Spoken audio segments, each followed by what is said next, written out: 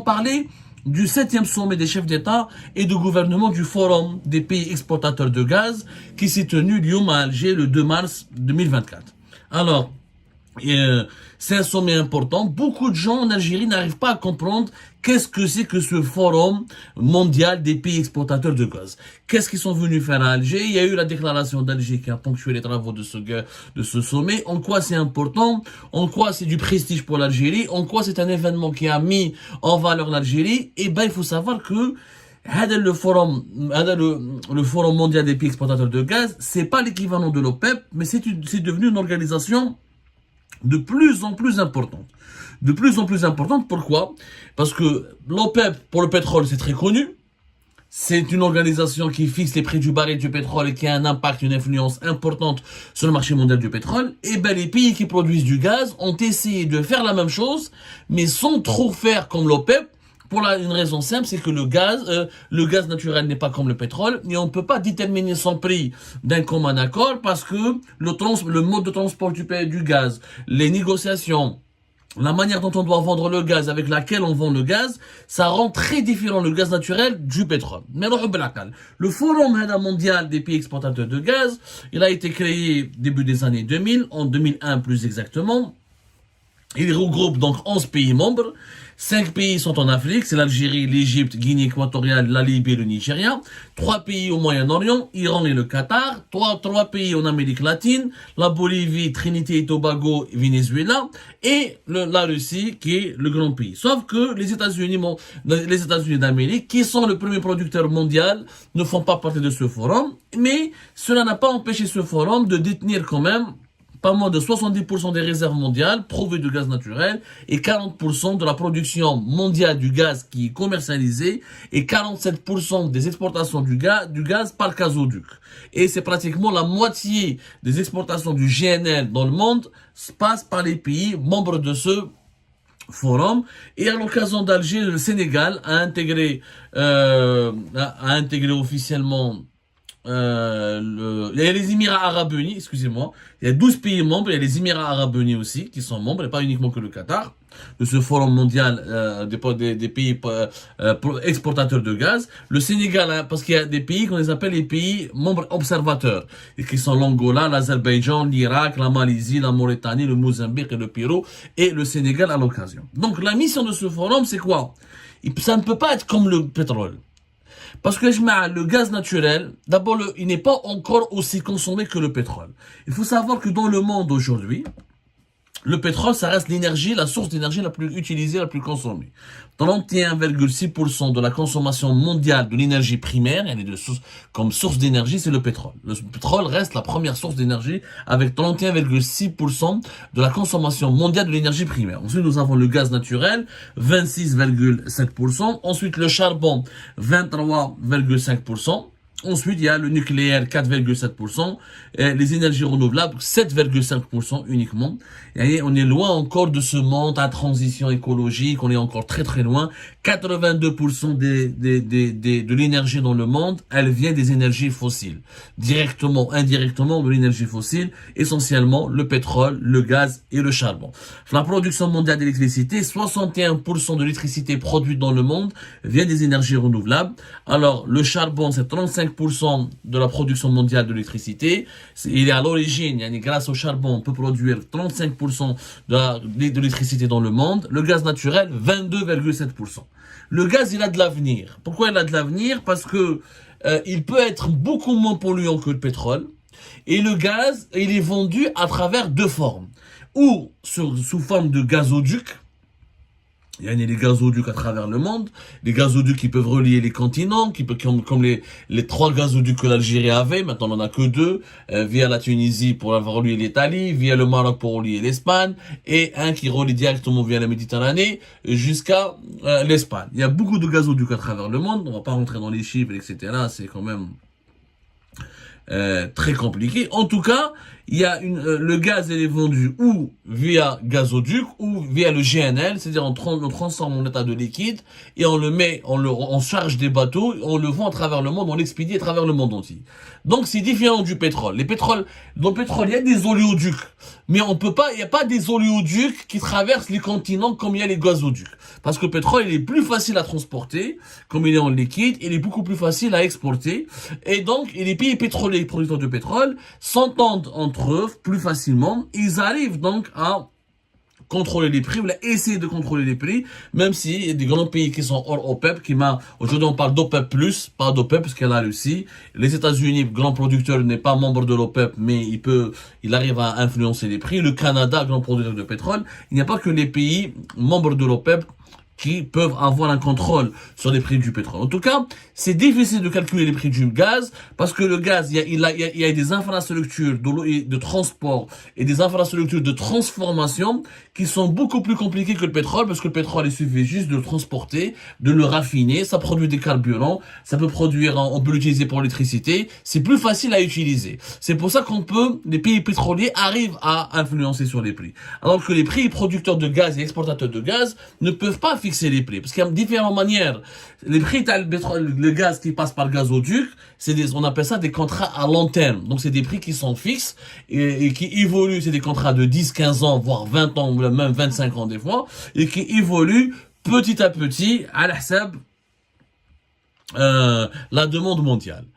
Et à les évolutions géopolitiques dans le monde, et à le niveau des réserves dans le monde du gaz et le niveau de production. Le GNL qui est vendu à l'offre et la demande, ces prix sont généralement beaucoup plus élevés que le gaz qui est vendu par le gazoduc. Donc, le forum des pays producteurs de gaz se sont rencontrés à Alger, pays exportateurs de gaz, plus exactement, pas producteurs de gaz, le forum des pays exportateurs de gaz, dès la déclaration d'Alger, ou je crois de la déclaration d'Alger, ils essayent donc de trouver des mécanismes pour stabiliser les prix, mais ils n'y arrivent pas.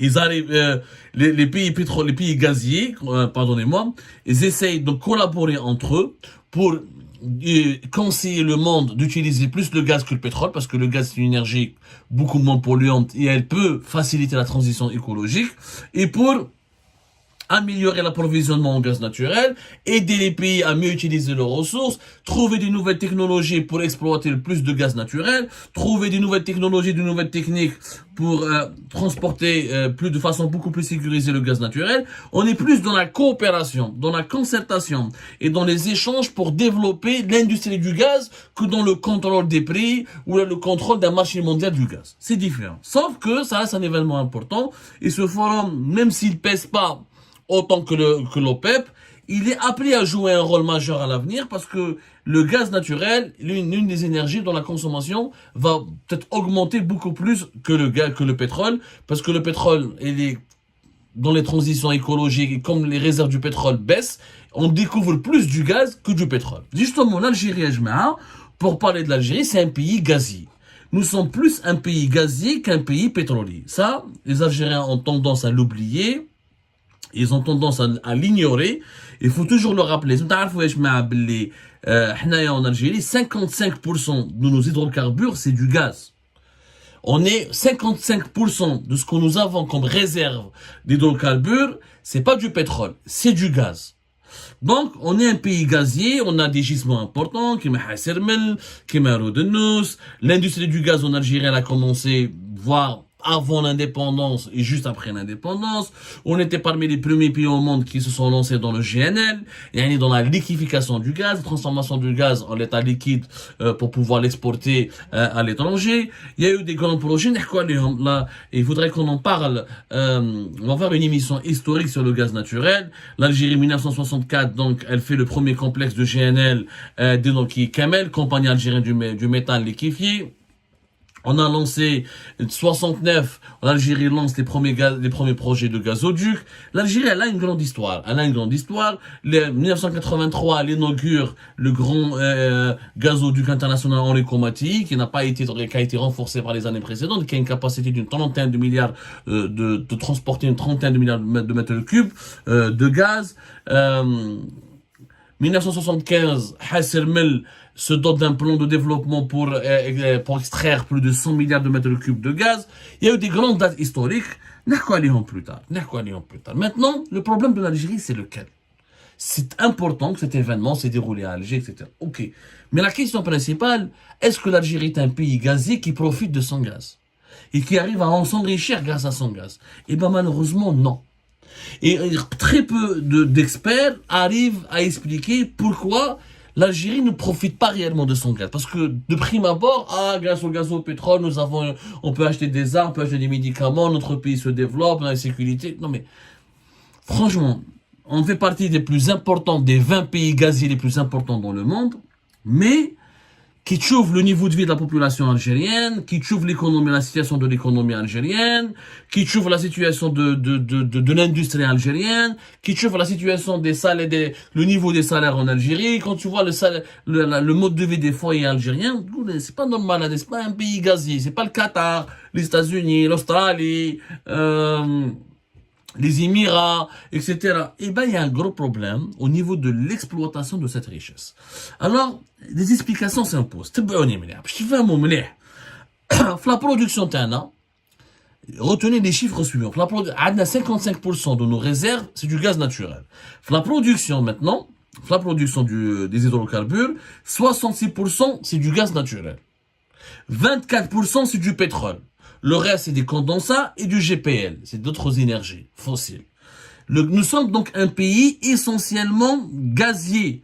Il y a 66% de ce que nous produisons, c'est du gaz. Et au niveau de nos exportations, c'est la même chose. On exporte beaucoup plus de gaz que de pétrole. Le pétrole en Algérie est en train de reculer. Nos réserves du pétrole sont en train de reculer et l'appareil de production nationale, Tana, est en train de reculer. On est à moins d'1 million de barils par jour et dans les années à venir, avec le déclin de Hassim Saoud et du gisement pétrolier de l'Algérie, on risque de produire moins de 500 000 barils par jour. Donc, on pourra peut-être à peine d'ici 2030, on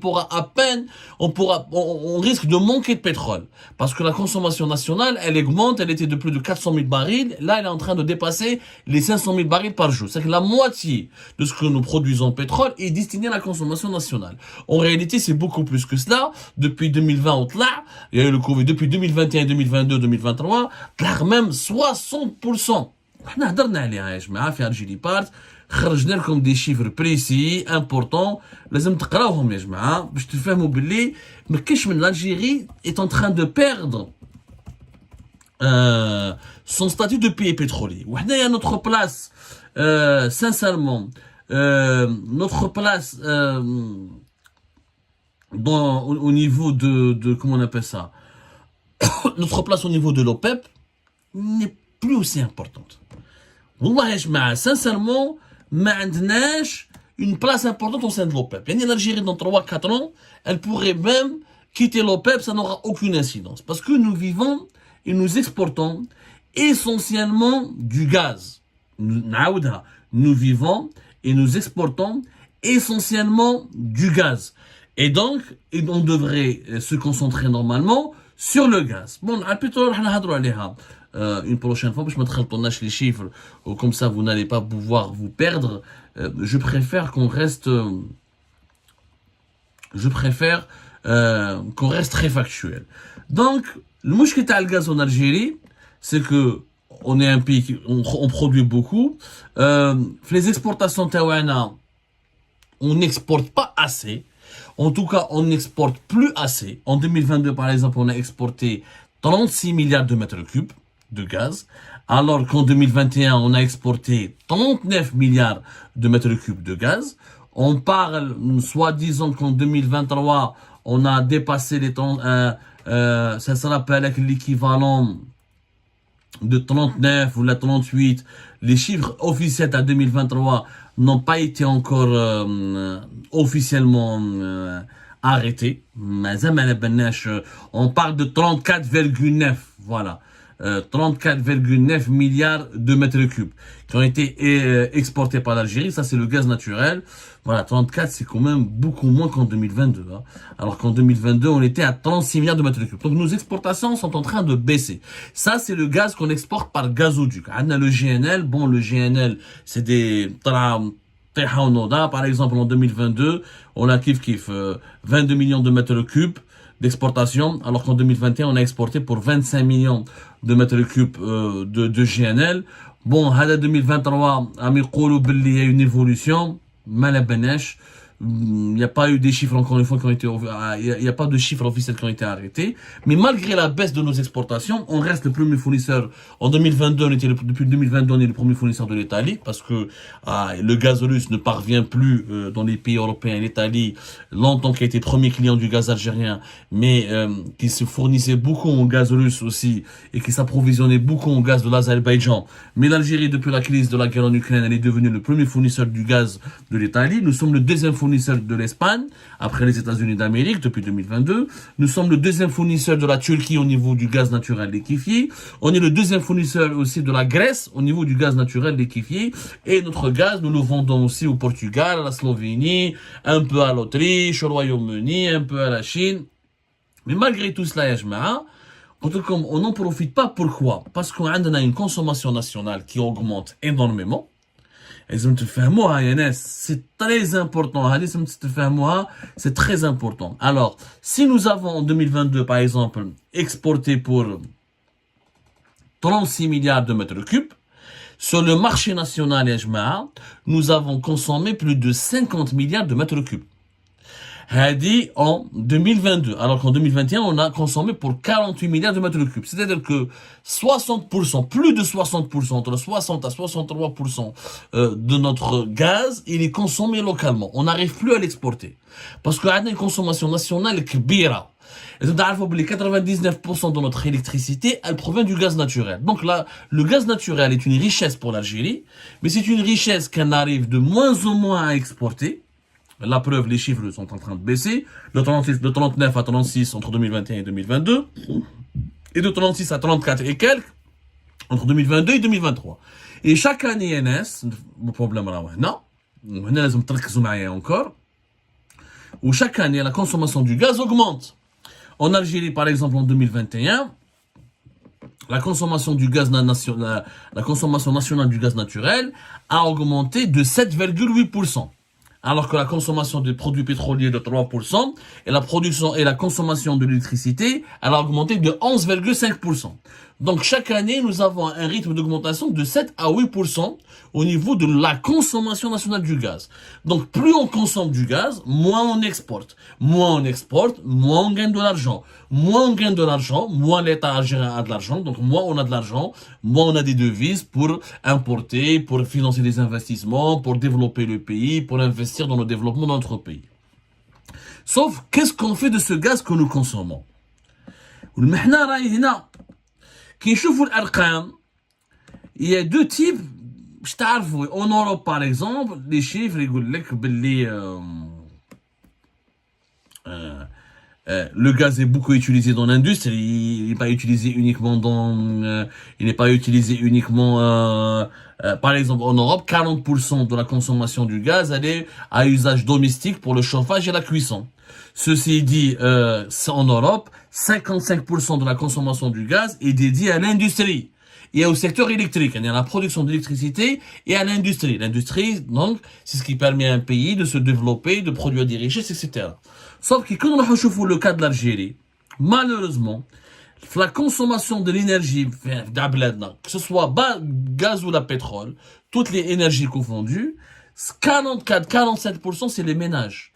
La première source de consommation d'énergie en Algérie, c'est les ménages. 47%. Moraha, le secteur des transports, 29%. L'industrie, 24%. Les ménages, pratiquement, consomment presque 2 fois plus que l'industrie. C'est-à-dire que le gaz تاعنا وين راهو يروح في الطابونة في المحاجب في الشوفاج في la cuisson etc. Mais nous mettons pas assez de gaz pour l'industrie. Or, c'est l'industrie qui crée des richesses, INS. C'est l'industrie qui crée des richesses. C'est l'industrie qui crée des emplois. C'est l'industrie qui permet au pays d'avoir une croissance économique. C'est l'industrie qui permet au pays de se doter d'une industrie pharmaceutique, de pouvoir produire des médicaments, de pouvoir de produire des produits agroalimentaires, de pouvoir produire des armes, des voitures, tout est sur l'industrie. Sauf que nous, on n'utilise pas beaucoup cette énergie pour notre industrie. Et pourtant, le gaz, comme il n'est pas cher en Algérie, normalement, grâce à nos ressources en gaz, on aurait pu on aurait pu attirer des investissements étrangers. Toutes les industries ont besoin de gaz et de pétrole. Toute industrie. On a besoin de gaz pour l'électricité, on a besoin de gaz pour l'industrie sidérurgique, on a besoin du gaz parce que le gaz est à la base de la production de l'électricité et l'électricité est à la base de l'industrie. Sauf que nous, notre gaz, ni on a pu attirer des investisseurs étrangers en l'utilisant, ni nous n'avons développé nos propres industriels, nos propres industries, et donc on est en train de le gaspiller. C'est pour ça qu'on parle de gaspillage énergétique, en l'utilisant uniquement, je dis bien en l'utilisant uniquement pour les ménages, à hauteur de plus de 47%, pétrole et gaz confondus. Donc ça, c'est un peu, franchement, et encore, dans le secteur de l'industrie, c'est plus le BTP. Il y a ici l'industrie mécanique ou électrique ou électronique, sa consommation d'énergie est encore faible. C'est parce que nous ne sommes pas un pays industrialisé. Donc cette richesse que nous avons, on est en train, elle nous offre un confort de vie, elle nous offre la possibilité d'exporter et de gagner des devises, mais nous ne l'utilisons pas comme il le faut, parce que maintenant, des industries, parce que nous ne faisons pas la transformation de cette énergie en produits dérivés. Le gaz que nous vendons aurait pu nous rapporter beaucoup plus d'argent si on le transformait en produit industriel, si on l'utilisait pour développer une véritable industrie nationale qui nous permettra d'exporter des produits beaucoup plus sophistiqués que le gaz naturel, ou là le GNL, et avec lequel on aurait pu engranger beaucoup de recettes en devises. Et c'est ça le drame de l'Algérie. Et si cet événement, malheureusement, n'a pas été utilisé correctement pour expliquer, voilà le gaz, voilà nous sommes un pays gazier, mais nous ne sommes pas un pays riche. On est un pays gazier, mais on n'est pas un pays riche. Parce que la richesse, elle se crée d'abord par l'industrie. Par l'industrie, par l'économie. Avoir des ressources en gaz et vendre son gaz comme ça à l'état brut, comme tu vends du pétrole brut, ça ne sert à rien. Il faut des grandes usines de pétrochimie. Il faut que ton gaz alimente des usines de voitures, de médicaments, de machines industrielles, d'équipements industriels, d'industrie électronique. Non, oui, tu peux t'enrichir. Donc, les dirigeants algériens, le gazo, du coup, nous sommes un pays gazier important. On n'est pas un pays important parce qu'on ne profite pas de notre gaz. On aurait pu profiter mieux, on aurait pu devenir un pays important si on n'avait pas gaspillé toute notre énergie finale, toutes notre sources d'énergie, 47% dans les ménages. Une industrie, mais même pas 24%. Et qu'est-ce qu'on fait du gaz et du pétrole en Algérie, comme le gaz? Essentiellement, le transport, la bouffe, la nourriture, le chauffage, la cuisson. Alors que malheureusement, c'est une source d'énergie incontournable et précieuse et désespérément recherchée par les pays les plus industrialisés pour assurer leur développement économique. Et c'est ça le drame. Nous sommes un pays gazier, mais nous ne sommes pas un pays riche.